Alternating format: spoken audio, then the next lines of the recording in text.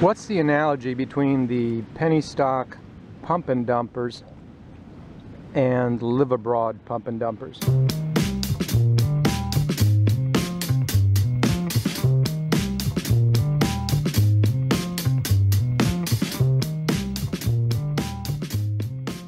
You might say, well, those penny stocks are worthless stocks. This stuff's got intrinsic value. You can use the real estate, you can live on the beach, blah blah blah. And to a certain extent that's correct. All the other outer parts of the analogy are correct, because you take something that was at a very low price, like a penny stock, and then you run all these promotions, all these articles, making it sound like, you know, the great wonderful things are happening and why people should buy it. Same thing with the buy real estate abroad marketers. Same principle. What happens then, of course, the prices of these penny stocks gets pushed up to levels that are unsustainable because the underlying companies are just not worth that. And the real estate is similar in these offshore places where the prices, they get pumped with various methods I've discussed in other videos, namely with relationships with different online marketing companies. And that way the insiders can sell into the bubble. The insiders sell into the bubble, and of course other speculators jump in, other YouTubers and pumpers and small-time speculators. But as to the intrinsic value, what you're doing is you're taking something that was at a local level, and you're pushing it way beyond the reach of the locals. And that's the analogy where it was a worthless stock that got pushed to an unsustainable price. These real estate prices are also unsustainable in the sense that once the foreigners step back,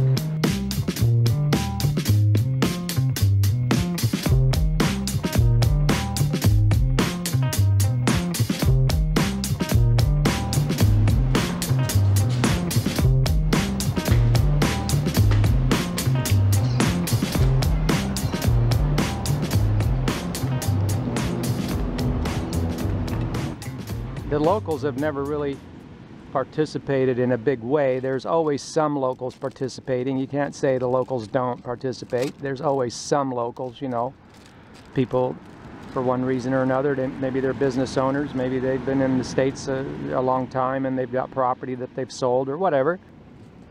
But they're a much smaller percentage of player. They can't on their own keep the market up. And neither can the company insiders keep the price up on the penny stock, worthless penny stock pump and dump. They can't keep the price up. They rely on the public to come in and push the price up, and the speculators. And it's the same thing with these offshore real estate markets, whether it's Cuenca, Ecuador, or Panama beaches, or it doesn't matter, Dominican Republic, you know, Mexico, Medellin, Colombia, they're all the same. And so, they're pushing the prices way above and beyond general local participation in the market. And so what we're seeing now is both Cuenca and Panama City have stalled for the last few years.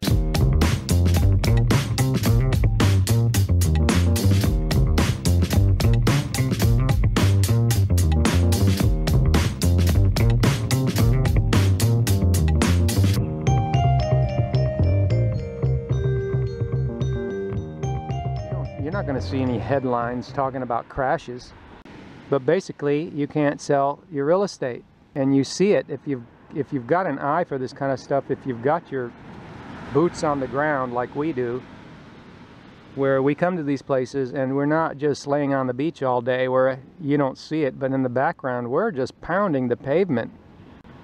How do you think we know all this stuff? We're pounding the pavement, making contacts, talking to bankers, real estate agents, property owners, everybody, taxi drivers. We're just pounding the pavement and talking to everybody, and we're seeing everything. That's how we know that the bankers are being knuckleheaded, hanging on the property and, you know, letting it rot instead of just getting rid of it for the loan value. No, they won't do that. There's way too much money in being a real estate investor instead of a banker. You know, at yesteryear's prices, but those are going nowhere right now. And then you've got the people that jump in that just think they can get in on the bandwagon and just dump just ridiculous low quality property onto the market. And it is good quality property, but there's some really low quality stuff, but that doesn't keep them from asking the, you know, the lofty prices, the $1 million and stuff. But the way they outbid each other like that without regard to anything, it's just like buying into that penny stock pump and dump. It's the same principle. And a lot of first-time real estate investors jump in, they get conned into this. And of course, you know, there's two sides to every story. But the more time we spend investigating how to hack the real estate part of our existence, as you know, we've hacked the rest, pretty much all of our existence, and we have hacked the real estate existence when it comes to rentals for ourselves, not for our family. As you know, we have a family, so we won't be taking advantage of the rentals we found. But just to jump off of that and say, because we've been investigating how to hack the real estate here, there are other ways to hack the real estate that include buying real estate with, perhaps, I don't know how it would be done, but it would be done with people that are friends, and maybe they have a very friendly sort of relationship, where, you know, intentional neighbors kind of thing. I don't know, something could be worked out in that respect, but there are ways to also hack it that way. However, I want to add this.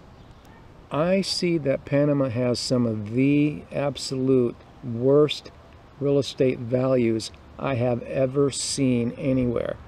This is not hype. I'm telling you, I can sit here and spend time on it, but I think you can do that research yourself and just start paying attention to what you're seeing.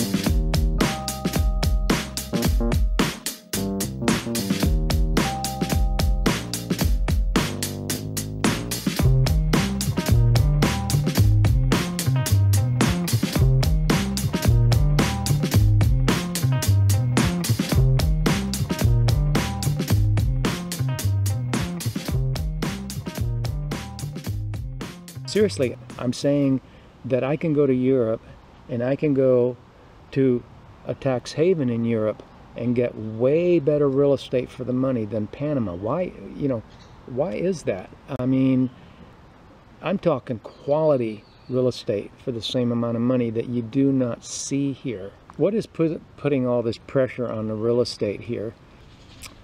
Well, in talking with locals and looking at a lot of real estate and talking to everybody within the banking industry, we've been talking to people within the banking industry, we've been talking to people within the real estate industry, and we've been talking to people on the street, locals on the street. And what we're seeing and hearing is that on the top end, you've got pressure from the foreigner, which is divided between the location independent wealthy entrepreneur and the wealthy retiree. The Canadians and the Californians, they have a lot of real estate equity.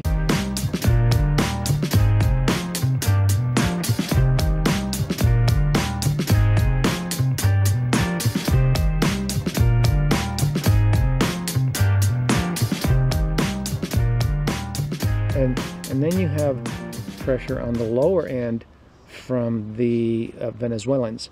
Apparently, we were told that what the Venezuelans do is, for example, well, you've heard this before, like in Ecuador and other Latin countries, they'll rent an apartment that is for rent for, say, $1,000, and then what they'll do is they'll get like 6, 7, 8, 9, 10 people in that one apartment, and they're all sharing the rent on it, and that's how they're able to pay the $1,000, and that's why the rents stay so high here, is because you've got pressure on the low end from the Venezuelans, and you've got pressure on the high end, so you're pushing up the prices on both ends, and the prices just stay ridiculously, colossally and just